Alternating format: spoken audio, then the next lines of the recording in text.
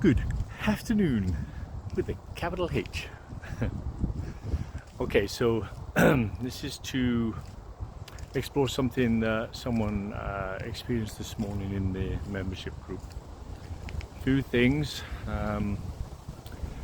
This trying to use the ideas that we share, like surrendering and letting go, don't argue with reality, stop fighting with reality, stop making things wrong,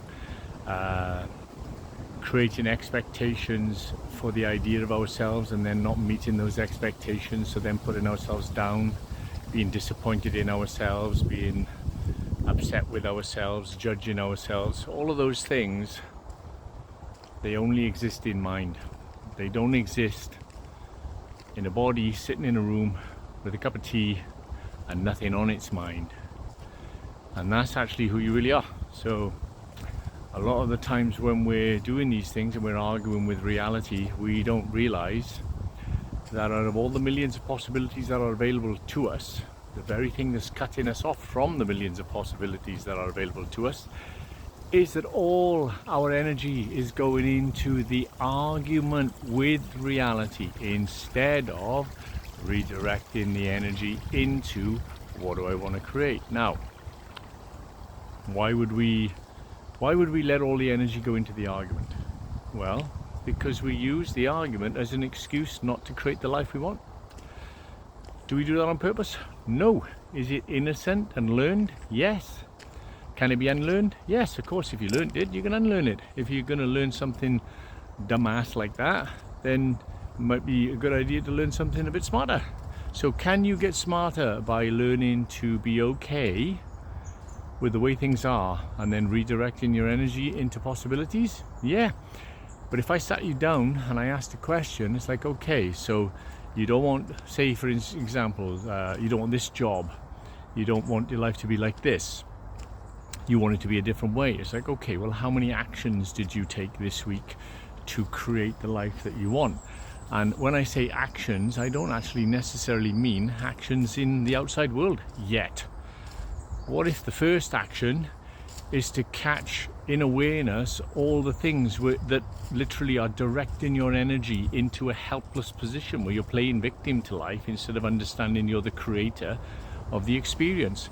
It's very easy to see we're the creator of the experience. Getting people to take responsibility for that is the difficult bit, because nobody wants to admit to themselves, or nobody wants to see for themselves, that when I say you're the creator of your experience, that's not a blame thing. That's a look at how powerful you are. But nobody wants to know the power. Nobody really wants the power. They use the power into the excusing of the story of why I can't and why I'm stuck and why I'm struggling. They use that innocently, not on purpose, to make sure that they've got a good enough reason to not risk a future possibility, which then is loaded with, what if I get it wrong? What if I don't get it? What if it's so constantly looping ourselves in this idea? And really the only solution, if you were to look for a solution, is not a solution, it's a dissolution. You literally got to dissolve the idea that you're trying to fix a problem, because there's nothing wrong with you. Like I said, you're sitting in a room with a cup of tea. If there's nothing on your mind, what's the problem? Yeah, so you go, oh well, does that mean I've got to empty all the thoughts out of my mind? No, you've got to realize you're not your thoughts, and they are just thoughts. But if you merge with every thought you have and you make everything into a realistic reality, which is what we're brilliant at as human beings, then yeah, you're going to suffer. So you've had a shitty bunch of thoughts and a shitty bunch of ideas about yourself, then that's the experience that you will live. And you didn't put it there on purpose. History put it there. All those judgments, conclusions you came to about yourself got put there. You didn't put them there. So I'm hoping that that's covered enough of the bits and pieces that are around that. It's always the same sort of dialogue. It's not, what I like to say, it's not complicated. It is actually simple. If your life seems complicated, that is all the coping strategies that you're using to try and stay safe. So your coping strategies are complicated. the way this works is not complicated, it's very simple. Now, is it hard? Do you have to put some effort in? Do you have to actually come out on your own side and want to be free and want to take yourself in a new direction? Do you want to have some fresh thinking? Do you want to have a different life? Well, yeah, if you go in that direction, then, and you put energy in it, it'll start to happen.